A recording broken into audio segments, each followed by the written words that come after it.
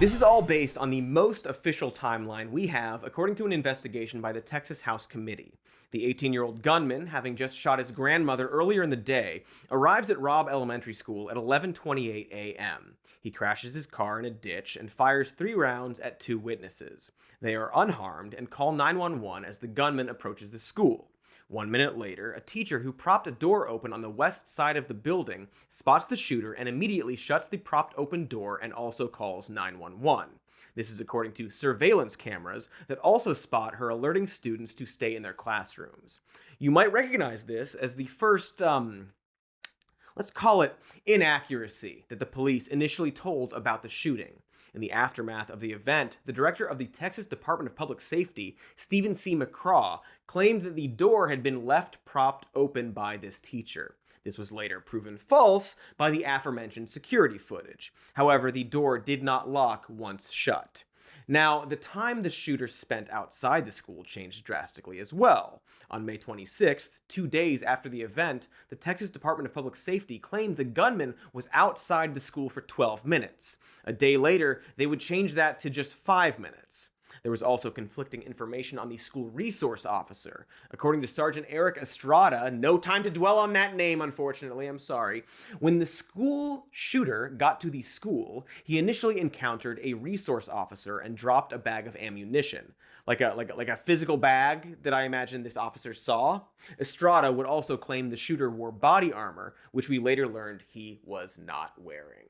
According to Travis Considine, the chief of communications with the Texas Department of Public Safety, the gunman not only encountered this resource officer, but shot him. Except they would almost immediately walk that statement back, saying there was no resource officer at the school. Later, there would be a separate report that claimed a police officer outside the school had a chance to shoot the gunman before he got in, but that report was later disputed and changed to say that the officer confused the school coach with the shooter. That's probably the true event, but leaves the question of when exactly the police arrived. Were they there before he entered the school or not? How long was he outside? Was it 12 minutes or 5 minutes? How could they think that the gunman fucking shot someone before he went in, and then turn around and say that never happened and the alleged victim wasn't even there? That's not a subtle difference in events. That's the difference between a person existing somewhere and not existing. And boy, we haven't even gotten to the part where the gunman enters the building.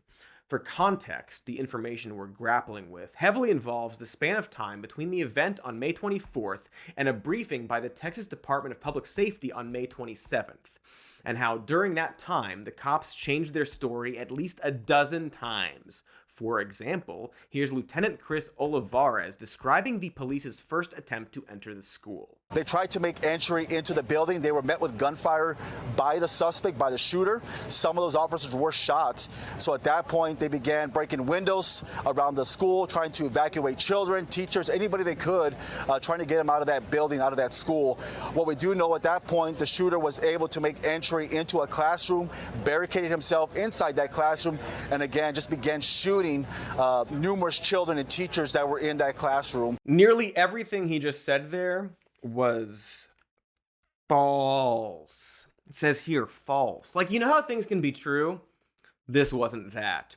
Intentionally false would be a lie, but we are fair and balanced and TM and C and R, so maybe not lies, but false. And with all of this talk of gunfire exchange with resource officers and cops being shot, I just want to go ahead and note that the official report eventually concluded that 0 cops were shot during this event. At one point, several cops were hit by building fragments caused by the shooter's bullets, but just know that any clip you see of an official claiming the cops were shot is untrue or lies. The only people shot were the children and teachers. The cops did just fine. And so at 11:33 a.m., the gunman enters the school. He walks to room 111, which connects to room 112. And for the next 2.5 minutes, he fires at least 100 rounds. And to quote the official report, the attacker fired most of his shots and likely murdered most of his innocent victims before any responder set foot in the building. The key words there are most and likely, Because as we all know, this is far from over. At 11:35 a.m., 2 minutes later, several police officers entered the school. They will not actually take down the gunman until a few minutes after this. And I'm of course using the word few pretty liberally to mean 73 minutes.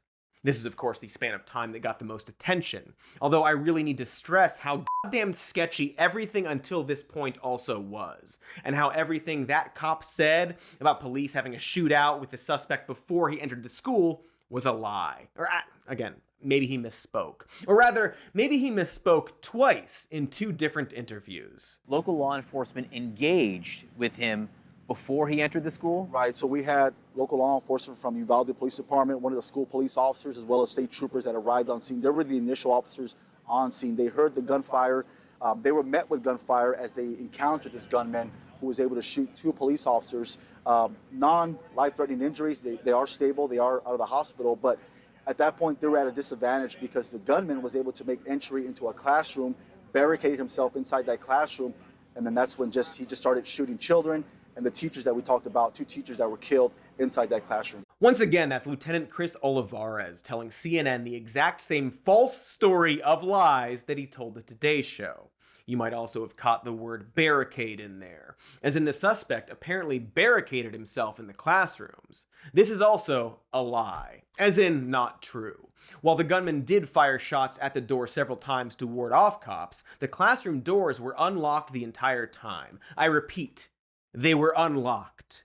Nor was there anything blocking the doors. In fact, the cops didn't even try to open the doors, but apparently were comfortable claiming they were barricaded shut. Probably because if that door wasn't locked, it would be very hard to explain why they didn't notice that earlier. And we're going to circle back to that in a moment. It's now 11:38 a.m. According to testimony by several officers, no one heard any screams or crying coming from the rooms. The initial shooting had stopped, and Pete Arredondo, the chief of the school district's police department, made the decision to treat the suspect as a barricaded subject instead of an active shooter.